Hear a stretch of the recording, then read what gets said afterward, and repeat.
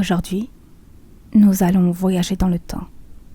Il y a de longues années auparavant, en Chine. J'aimerais vous emmener là-bas, avec moi. Et pour cela, nous allons entrer ensemble dans la mémoire collective et découvrir ou redécouvrir ce magnifique conte du rossignol et de l'empereur. Si vous êtes d'accord pour faire ce voyage, trouvez une position confortable, allongée. Prenez votre temps. Installez-vous confortablement. Tournez-vous, retournez-vous, jusqu'à trouver une position qui vous convienne, sans tension. Fermez les yeux, suivez ma voix. Ma voix sera avec vous tout au long du voyage, et vous ne serez jamais seul. Je serai là pour vous guider et vous ramener dans le présent lorsque le conte touchera à sa fin. Pour pouvoir accéder à cette mémoire collective, concentrez-vous sur votre respiration. Inspirez profondément et lentement relâchez.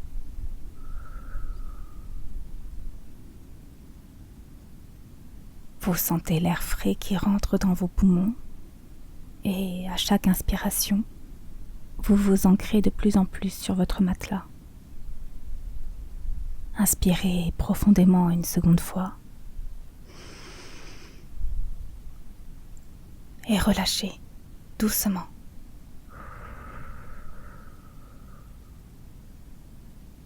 L'air frais qui remplit vos poumons à chaque inspiration apporte calme et apaisement. Vous sentez le rythme de votre respiration se ralentir et vous sentez le poids de votre corps, vos pieds, vos chevilles, vos jambes s'enfoncer dans le matelas. Votre torse est lourd. Inspirez une dernière fois profondément et relâchez lentement.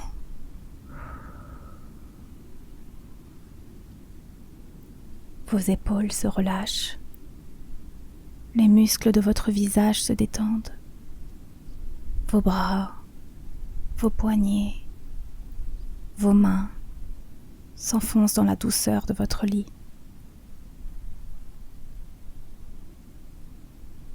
Vous sentez que votre corps est bien ancré sur votre matelas, qui est lui-même solidement posé sur le sommier, lui-même ancré au sol, lui-même solidement ancré sur la terre. Votre corps s'endort lentement.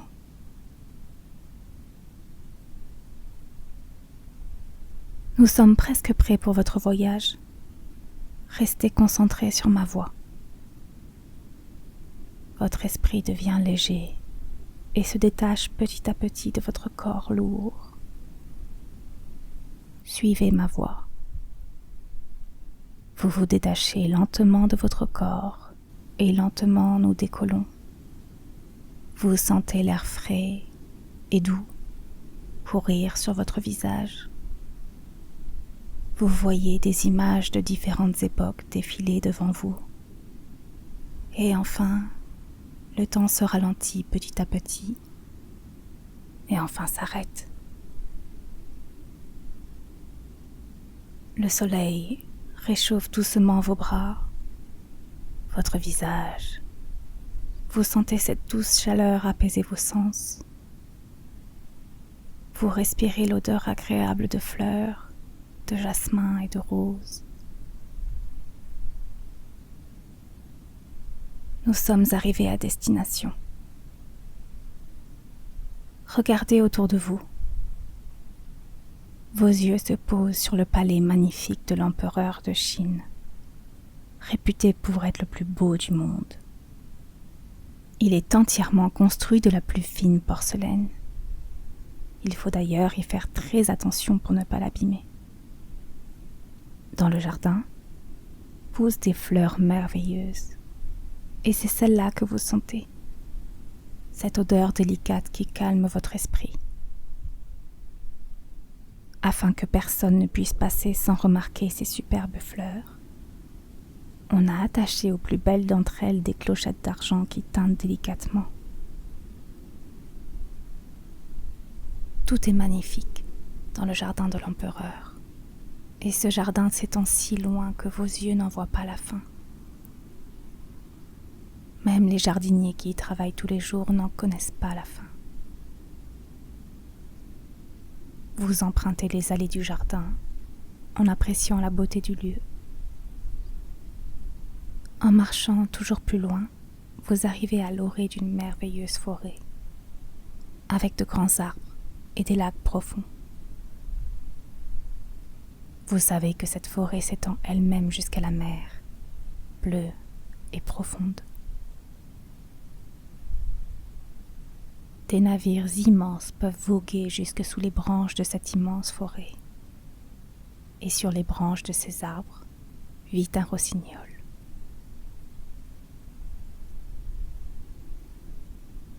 Ce rossignol chante si divinement bien que même le pauvre pêcheur, qui a tant d'autres choses à faire, ne peut s'empêcher de s'arrêter et admirer son chant lorsqu'il sort la nuit pour retirer ses filets.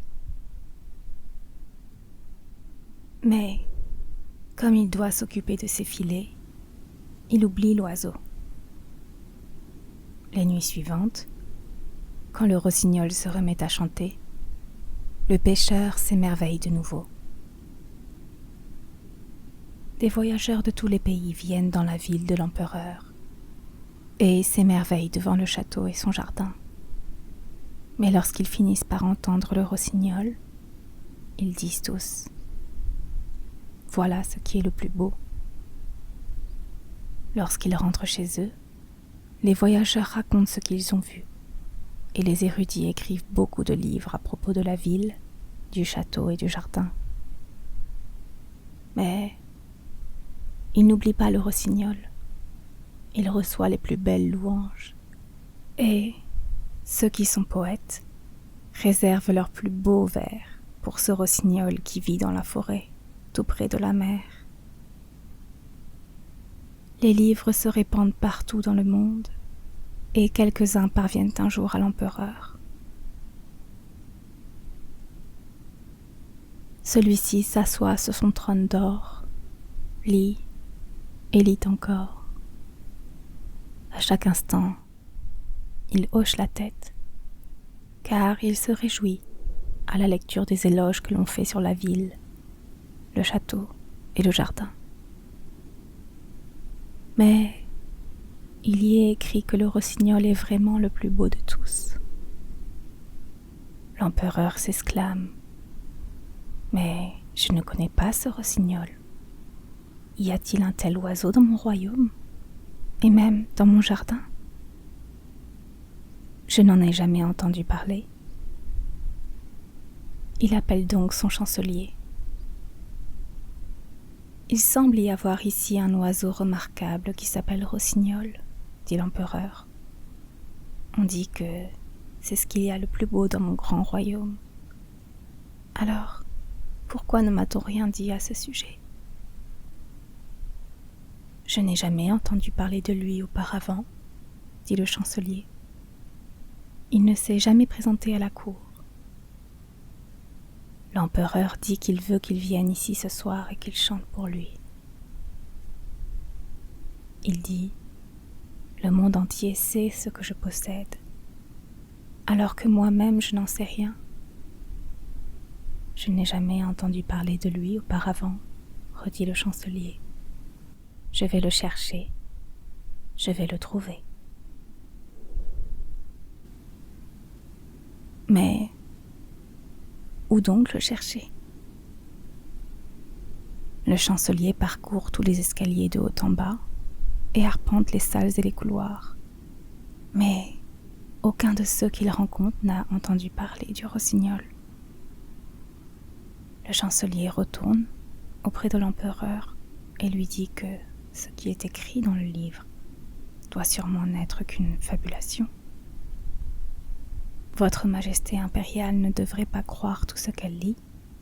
Il ne s'agit là que de poésie. Mais le livre dans lequel j'ai lu cela, dit l'empereur, m'a été expédié par le plus grand empereur du Japon. Ainsi, ce ne peut pas être une fausseté. Je veux entendre le rossignol. Il doit être ici ce soir. Il a ma plus haute considération.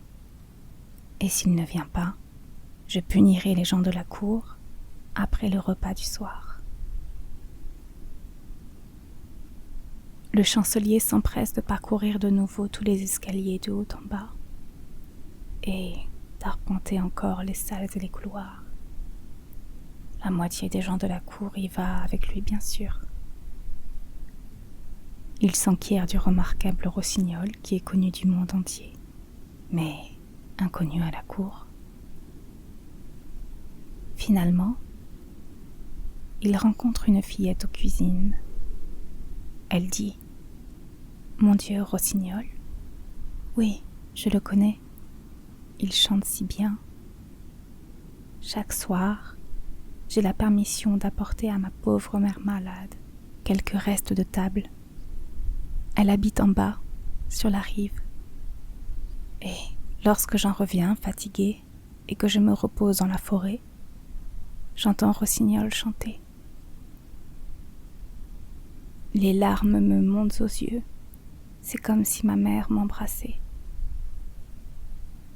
Petite cuisinière, dit le chancelier, je t'offrirai un poste permanent en cuisine et t'autoriserai à t'occuper des repas de l'empereur si tu nous conduis auprès de rossignol. Il doit chanter ce soir. Alors, ils partent dans la forêt. Là-haut, rossignol avait l'habitude de chanter. La moitié des gens de la cour suit. Alors qu'ils passent devant des champs, une vache meugle. Un noble de la cour s'exclame « Il y a là une remarquable vigueur pour un si petit animal. Je l'ai sûrement déjà entendu. » « Non, dit la petite cuisinière, ce sont des vaches qui meuglent. Nous sommes encore loin de l'endroit où ils chantent. » Ils continuent leur chemin. Et ils entendent des grenouilles croisser dans les marais. « Merveilleux !» s'exclama le prévôt du château. « Là, je l'entends. Cela ressemble justement à de petites cloches de temple. » « Non, ce sont des grenouilles, dit la petite cuisinière. Mais je pense que bientôt nous allons l'entendre. »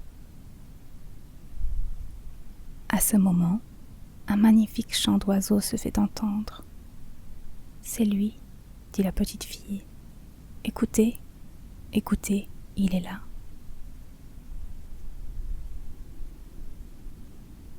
Elle montre un petit oiseau gris qui se tient en haut dans les branches d'un arbre de grande taille. « Est-ce possible ?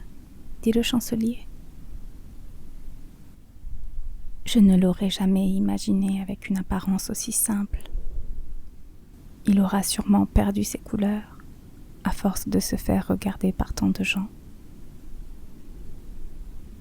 La petite cuisinière s'adresse au rossignol et lui demande « Notre gracieux empereur aimerait que tu chantes devant lui. Serais-tu d'accord ?» « Avec le plus grand plaisir, » répond Rossignol. Il chante de nouveau. « C'est tout à fait comme des clochettes de verre, » dit le chancelier. « C'est étonnant que nous ne l'ayons pas aperçu avant. Il fera grande impression à la cour. » « Dois-je chanter encore pour l'empereur ?» demande Rossignol, croyant que l'empereur était également présent.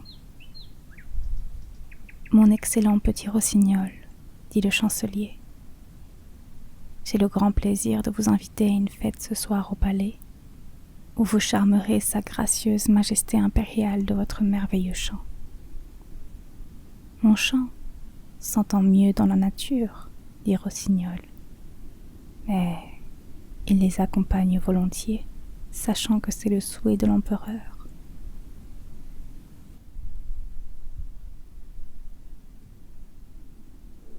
Au château, tout est nettoyé. Les murs et les planchers, faits de porcelaine, brillent sous les feux des milliers de lampes d'or. Les fleurs les plus magnifiques, celles qui peuvent teinter, sont placées dans les couloirs. Et, comme il y a des courants d'air, toutes les clochettes tintent en même temps, de telle sorte qu'on ne peut même plus s'entendre parler.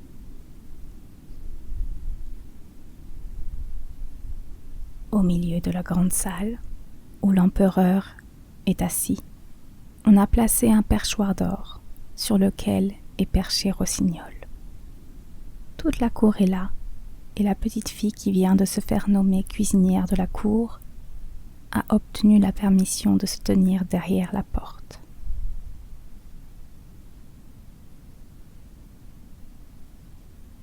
Tous ont revêtu leurs plus beaux atours et regardent le petit oiseau gris auquel l'empereur fait un signe.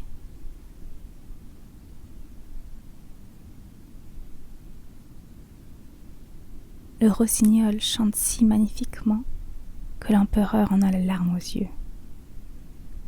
Les larmes lui coulent sur les joues et le rossignol chante encore plus merveilleusement.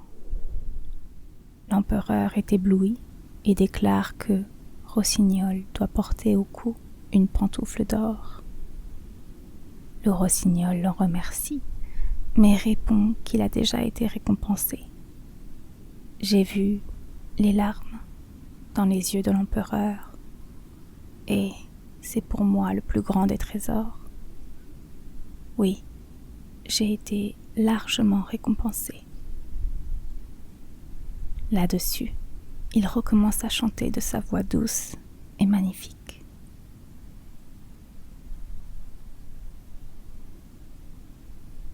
C'est la plus adorable voix que nous connaissons, disent les dames tout autour.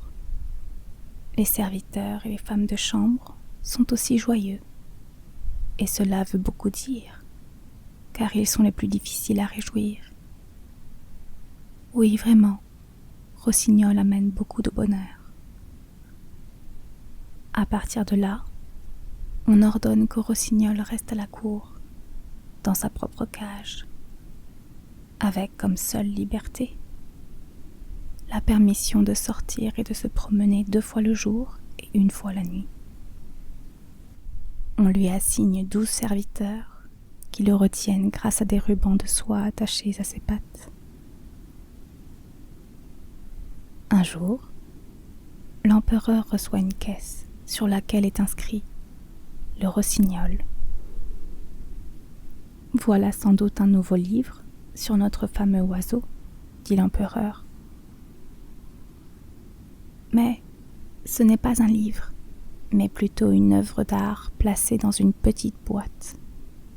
Un rossignol mécanique qui imite le vrai, mais tout serti de diamants, de rubis et de saphirs. Aussitôt qu'on l'a remonté, il entonne l'un des airs que le vrai rossignol chante, agitant la queue et brillant de 1000 reflets d'or et d'argent.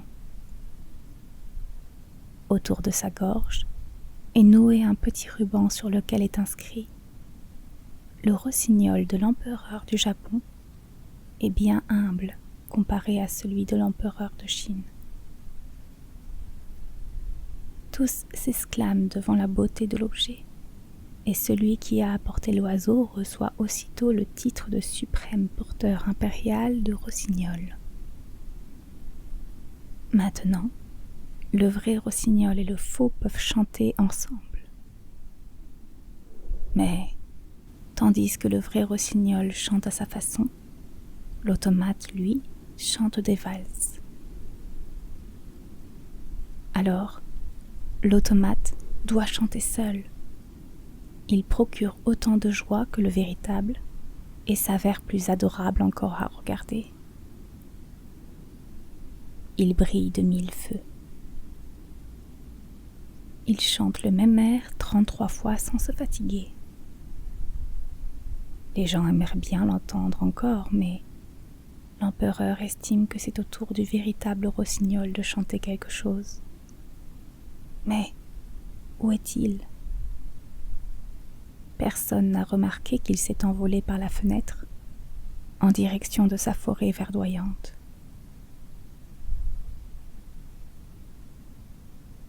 Mais que se passe-t-il donc ? Demande l'empereur. Et tous les courtisans grognent et se disent que Rossignol est un animal hautement ingrat. Le meilleur des oiseaux, nous l'avons encore, disent-ils, et l'automate doit recommencer à chanter. Bien que ce soit la 44e fois qu'il joue le même air, personne ne le sait encore par cœur, car c'est un air très difficile. Le maestro fait l'éloge de l'oiseau et assure qu'il est mieux que le vrai, non seulement grâce à son apparence externe, mais aussi grâce à son mécanisme intérieur. Voyez, mon souverain, empereur des empereurs. Avec le vrai rossignol, on ne sait jamais ce qui en sortira, mais avec l'automate, tout est certain. On peut l'expliquer, le démonter, montrer son fonctionnement, voir comment les valses sont réglées, comment elles sont jouées et comment elles s'enchaînent. La cour est d'accord avec cela, et le maestro reçoit la permission de présenter l'oiseau au peuple le dimanche suivant. Le peuple doit l'entendre, ordonne l'empereur, et il l'entend.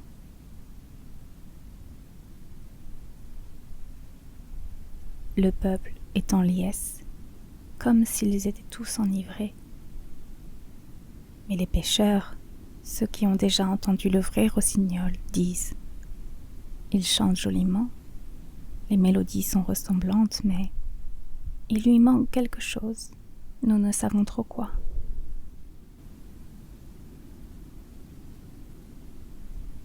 Le vrai rossignol est banni du pays et de l'empire.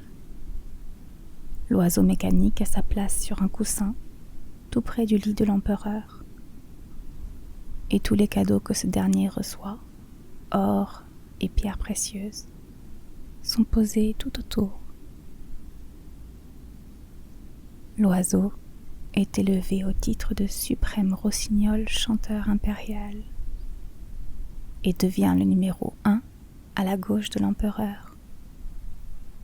L'empereur considérant que le côté gauche, celui du cœur, est le plus distingué, et qu'un empereur a lui aussi son cœur à gauche. Le maestro rédige une œuvre en 25 volumes sur l'oiseau.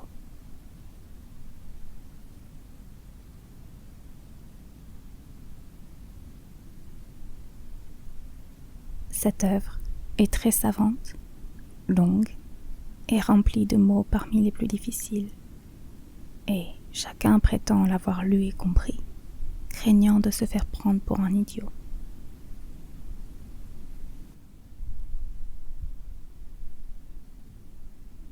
Une année entière passe. L'empereur, la cour et tous les Chinois connaissent par cœur chacun des petits airs chantés par l'automate. Mais ce qui leur plaît le plus, c'est qu'ils peuvent maintenant eux-mêmes chanter avec lui, et c'est ce qu'ils font. Oui, c'est vraiment magnifique. Mais un soir, alors que l'oiseau mécanique chante à son mieux et que l'empereur, étendu dans son lit, l'écoute, on entend un bruit étrange venant de l'intérieur.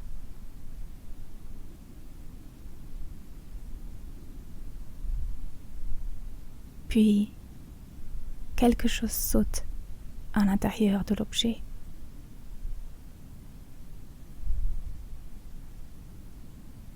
Les rouages s'emballent, puis la musique s'arrête.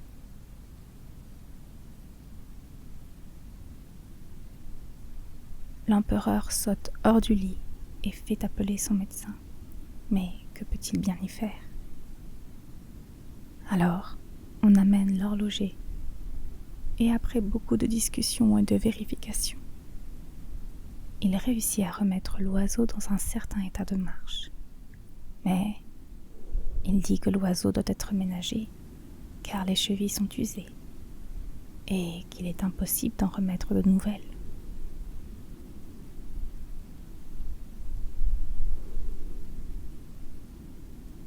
À partir de là, on ne peut faire chanter l'automate qu'une fois l'an, ce qui est déjà trop.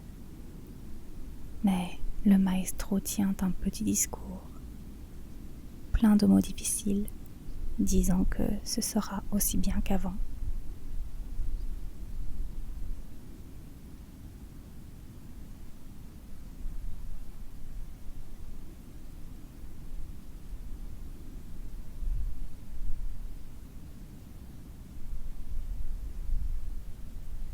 Puis 5 années passent et une grande tristesse s'abat sur tout le pays. L'empereur, qui occupe une grande place dans le cœur du peuple, est maintenant très malade.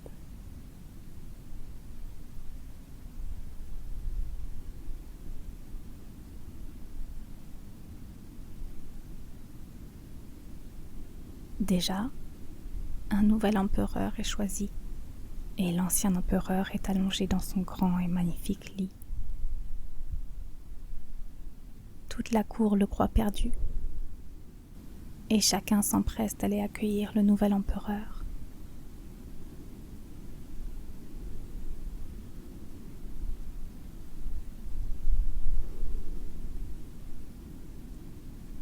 Les serviteurs sortent pour en discuter, et les femmes de chambre se rassemblent autour d'une tasse de café. Partout, dans toutes les salles et les couloirs, des draps sont étendus sur le sol, afin qu'on ne puisse pas entendre marcher. Ainsi, c'est très silencieux. Mais l'empereur est encore vivant. Il est étendu dans son magnifique lit, au grand rideau de velours. Tout en haut d'un mur, une fenêtre s'ouvre par laquelle les rayons de lune éclairent l'empereur et l'oiseau mécanique. L'empereur ouvre les yeux et voit que la mort vient le visiter. Elle se coiffe d'une couronne d'or, tient dans une main le sabre de l'empereur et dans l'autre sa splendide bannière. De tous les plis du grand rideau de velours surgissent les bonnes et les mauvaises actions de l'empereur, apparaissant sous forme de visage et qui le regardent.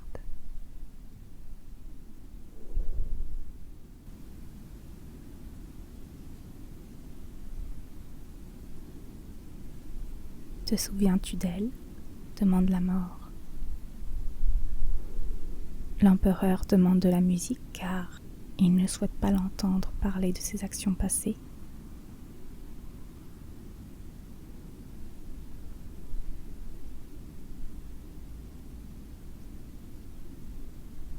Toi, petit oiseau d'or, chante donc, chante. Je t'ai donné de l'or et des objets de grande valeur. J'ai suspendu moi-même mes pantoufles d'or à ton cou. Chante donc, chante. Mais l'oiseau n'en fait rien. Il n'y a personne pour le remonter. Alors il ne chante pas.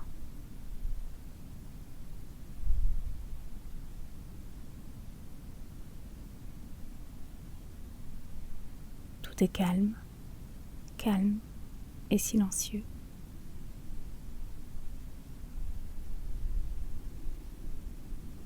Mais un chant merveilleux vient de la fenêtre. C'est le petit rossignol plein de vie qui est assis sur une branche.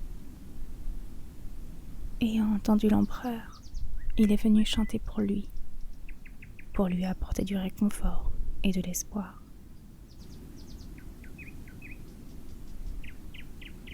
Tandis qu'il chante, les visages s'estompent et disparaissent. Le sang circule dans les membres fatigués de l'empereur, et même la mort écoute et dit « Continue, petit rossignol, continue ». L'empereur demande: et si je te donne le magnifique sabre d'or et la riche bannière, et même la couronne de l'empereur? La mort donne chacun des joyaux pour un chant, et le rossignol continue à chanter. Il chante le paisible chant où poussent les roses blanches, où les lilas embaument et où la rosée du matin recouvre l'herbe fraîche. Alors, la mort disparaît par la fenêtre. Merci, merci, dit l'empereur. Toi, divin petit oiseau, je te connais bien. Je t'ai banni de mon pays et de mon empire, et voilà que tu viens chanter pour moi. Comment pourrais-je te récompenser?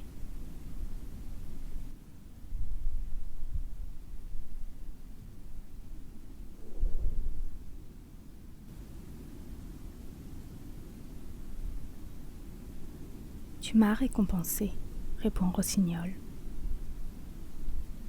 J'ai fait couler des larmes dans tes yeux lorsque j'ai chanté la première fois. Cela, je ne l'oublierai jamais.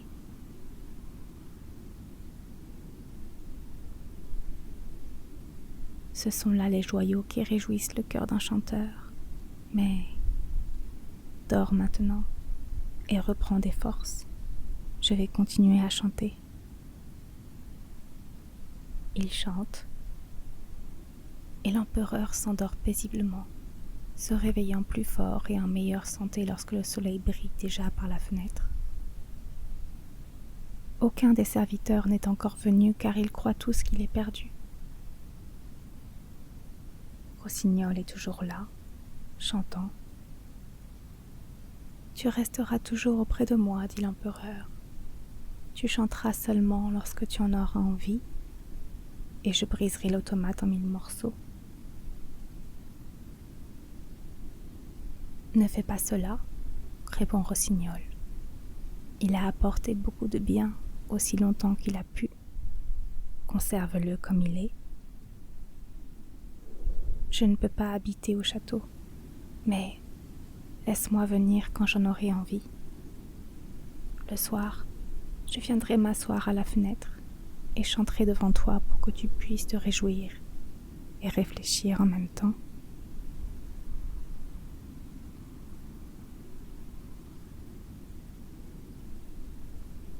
Je chanterai à propos du bonheur et de la misère, du bien et du mal, de ce qui te reste caché tout autour de toi. Un petit oiseau chanteur vole loin, jusque chez le pauvre pêcheur, sur le toit du paysan, chez celui qui se trouve loin de toi et de ta cour.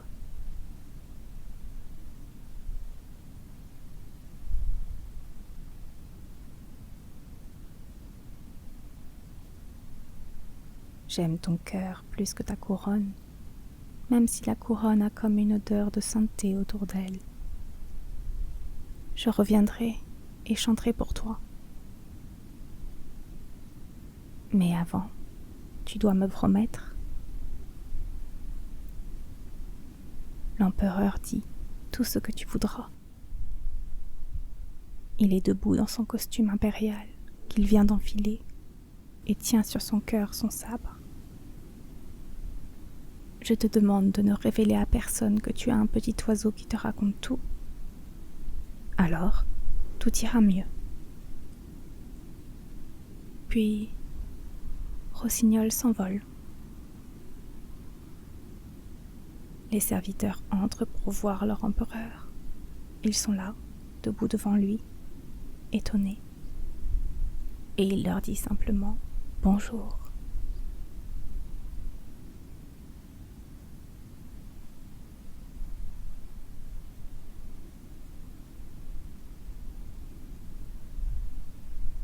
Ce conte est maintenant terminé et il est temps de retourner dans votre corps endormi pour finir votre nuit de sommeil paisiblement.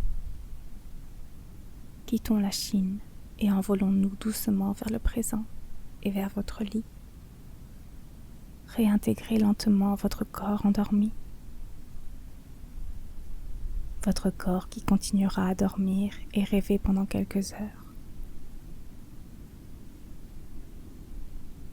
Comme le poème de Rosemonde Gérard le dit si bien, tout s'endort à son tour, le nuage et la branche, la fleur, à l'instant même où respire le fruit, la semaine, aussitôt que sonne le dimanche, l'été pendant l'hiver, le jour pendant la nuit, le soleil sur un lac et l'oiseau sur un arbre, le soleil sur un lac et l'oiseau sur un arbre, le grand tigre doré sur le sable trompeur, l'ombre dans un cyprès, la blancheur dans un marbre. Tout s'endort à son tour, le rêve et le rêveur. L'avenir dans un mot, le passé dans un livre, et dans le jeune corps qui continue à vivre, l'âme, vieille déjà, peut parfois s'endormir.